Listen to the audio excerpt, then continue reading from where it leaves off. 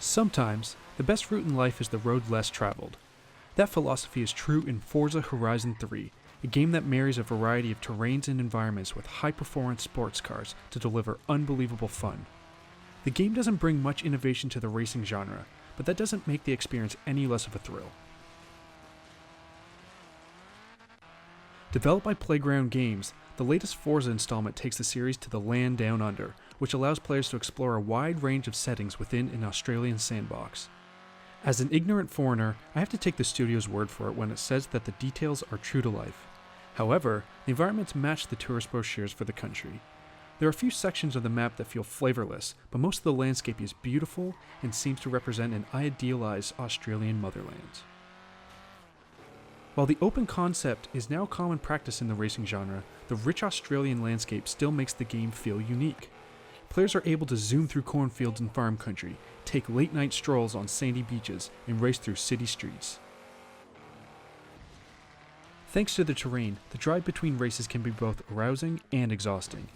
It's great fun to discover a shortcut when you take a McLaren F1 off a hill at top speed, but it also results in some wonky crashes and unneeded stoppage time. It's not the result of poor environment design or physics. It's probably a rather realistic look at how the absurd situation would actually play out, but it's still an unwelcome interruption during gameplay. As for the cars, each one handles differently, with different cars being better suited to different kinds of on and off road terrain. While there is a learning curve, it never feels like a chore to master any of the vehicle's controls. In fact, there's enjoyment to be had if you like to experiment with ridiculous car and terrain combinations.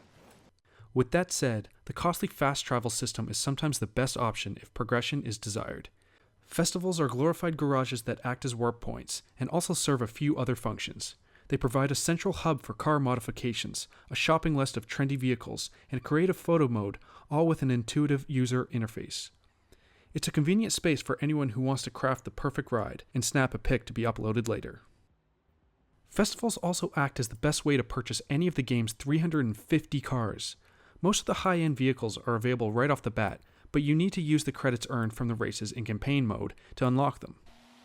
The grind is far from mind-numbing, and edging towards first place typically offers a healthy challenge and a greater reward. Other drivers pose competition, but the changing landscape is the toughest hurdle to overcome. Some races with differing terrains will take multiple attempts to dominate, especially for those unfamiliar with modern driving mechanics. However, the championship trophies are never unattainable. While competing in race after race is addicting, it means you'll have to endure the cringe-worthy story in order to do so. Though Forza Horizon 3 initially gives the impression that a significant narrative will unfold, it is soon proven to be trickery. Your chosen but pre-assembled avatar gets dropped into awkward cutscenes that typically involve a forgettable NPC telling you how difficult a race will be, or how the races are building towards the ultimate music festival. While the confidence boost is welcome, the lack of narrative fails to take the game to a new level. It's impossible not to disparage the cutscenes when the majority of the dialogue is delivered with the character's back turned to the camera, and the decision to remove any sense of relatable humanity is a head-scratcher. This situation is like when the DeLorean was first brought to the market. The well-rendered character models look pretty, but they're essentially empty shells. Kira, the faceless narrator, is the only somewhat memorable personality. Her companionship makes the experience feel a little less vacant, and although she spouts random banter that rarely holds any significance, her over-the-shoulder perspective lets you know that someone exists in this virtual world. The lack of notable individuals makes the Australian environment the most crucial character in the story. It doesn't speak with words, but the rolling hills, detailed cities, and textured terrains say volumes. The dialogue-based scenes feel like distractions that take you away from the exploration of the country. The narrative issues that plague Forza Horizon 3 are the same that afflicted the previous installments.